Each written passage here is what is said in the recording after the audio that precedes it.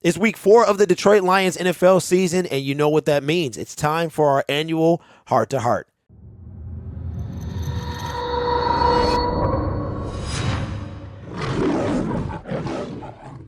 Hello, everyone. My name is Derek, and welcome to Detroit Lions Syndicate. If this is not your first time here, we talk all things Detroit Lions, and we make videos and rent videos sometimes almost every day. If this is not your first time here, then you already know the drill. Subscribe to the channel if that's your type of thing. It is time for the annual heart-to-heart video that we need to have. A lot of stuff we could talk about, man, but these videos do very well. No overlays, no stats, no nothing like that. I probably will add an overlay because it's something I want to bring in, but I just got to talk to y'all. Fan base is losing it. Fan base is losing it. Now, just to be clear, I am standing by my 9-8 prediction. I am. I'm not going to change. I'm not going to go back on anything that I said. I'm going to go and stand close to that. But it's a lot of things to talk about, primarily the historically bad defense that we have. But let me just back this up a little bit. Jameson Williams really is a non-factor. We can only go up when he comes in. You would assume the offense. But he may not come back October 23rd.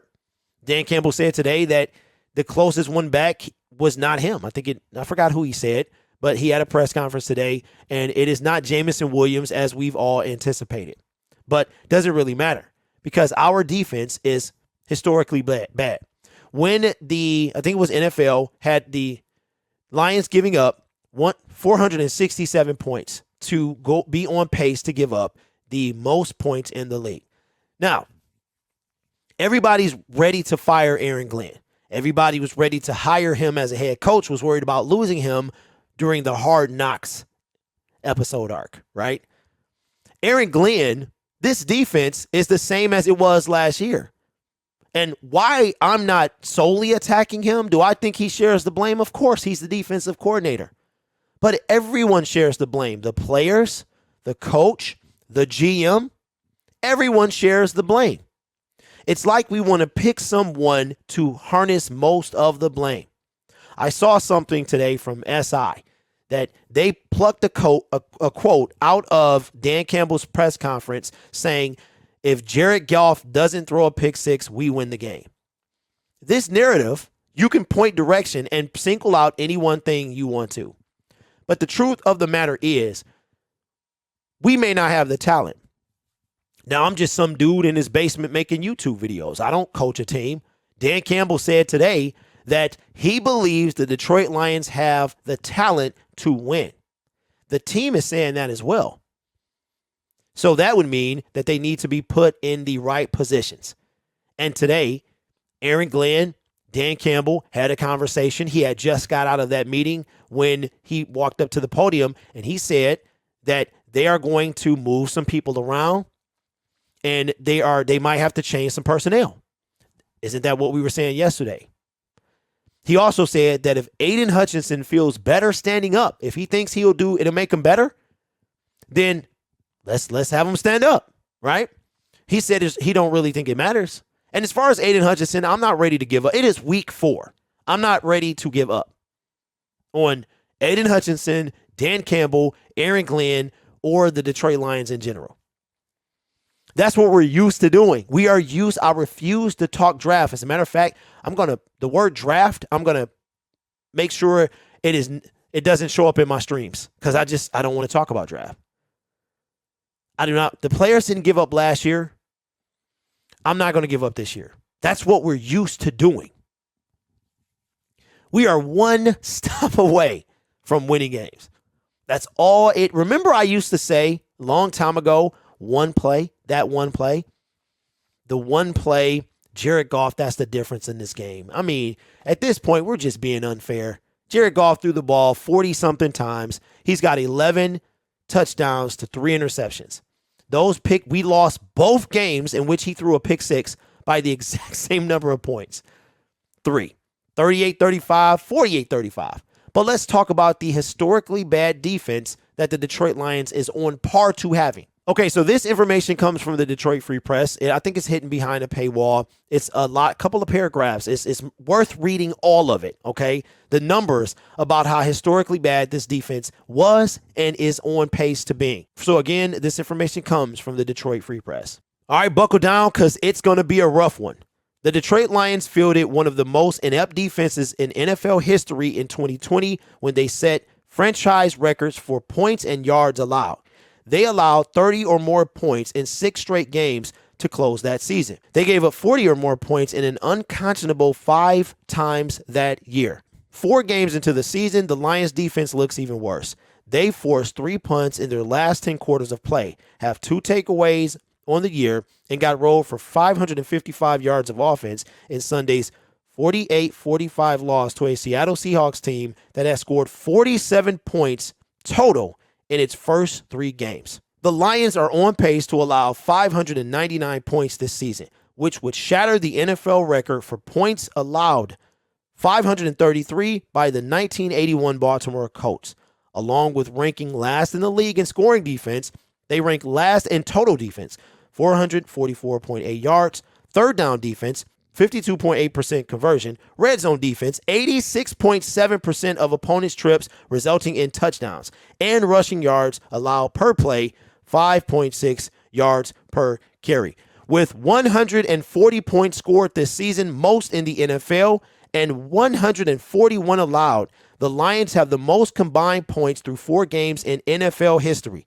Their historically bad defense is squandering some superlative play on offense. Case in point, according to the Associated Press, the Lions are the 30th team in the Super Bowl era to score 140 or more points in their first 4 games.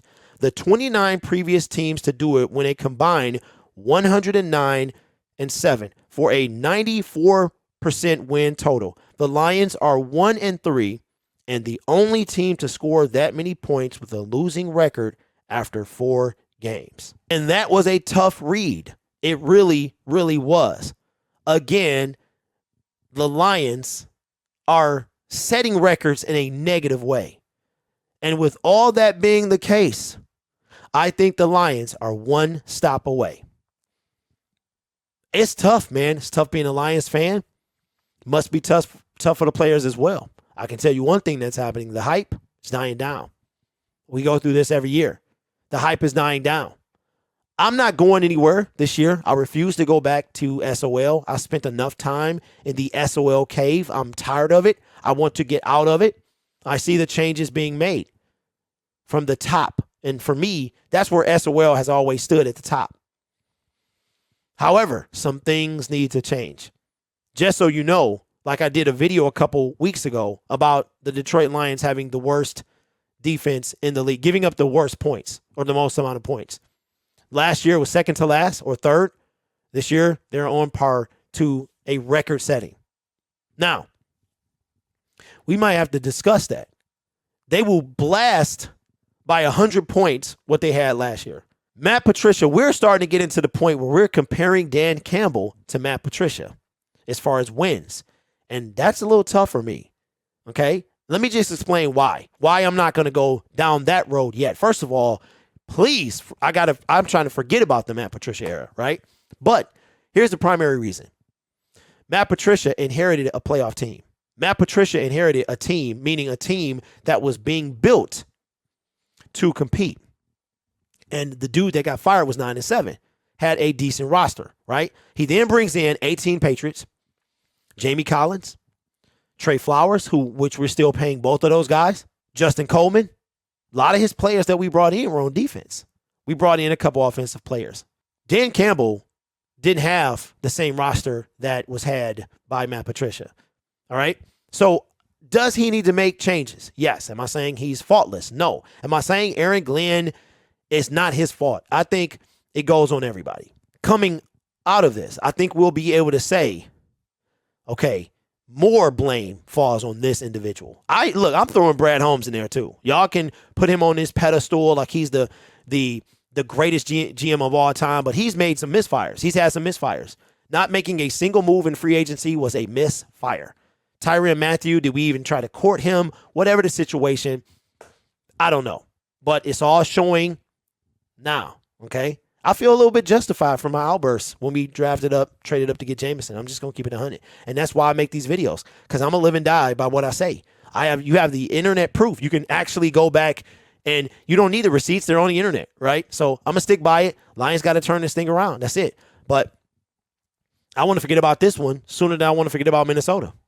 It's time to move on, man. We got it. We have to win. We have to win. One stop. Looks like we may be going up against Bailey Zappi this coming weekend. We need one stop. So again, these videos on Monday could be long. It's a lot to talk about. Yesterday's video was about 11 minutes, I think, and I want to keep it, around that time. So, but I had a lot of stuff to say. I still want to talk, but I got to cut it at this point. You guys are awesome. You know what to do. If you haven't subscribed, consider. If you have subscribed, I appreciate you. We hit 5,700 subscribers, I think. We're really close to that, and I can't wait to get to 6K. You guys are awesome. Take care of yourself. We got to win against. We got to go. We got to get this game. Matt Patricia, revenge game. Come on, man. We got to get this game. Go Lions.